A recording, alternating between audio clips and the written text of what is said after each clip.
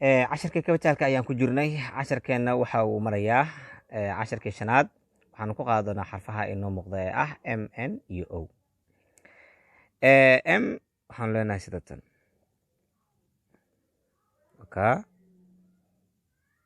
ku celi v v v waa 3 v sooma. tan iyo tan waa isku cabir, tan way ka weynaa kartaa ama way ka yaraa kartaa, soo mid wey.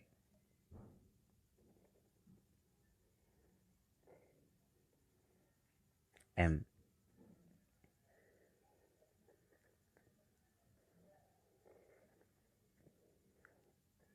m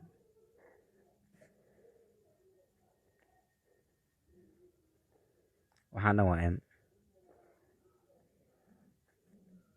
m n waad dhihi kartaa ama sida asalka ah o. bes waa tii hore aan hore usoo qaadanay. waxa uu kaga duwan yahay oo keliya 3 sar ayuu qaadanaya.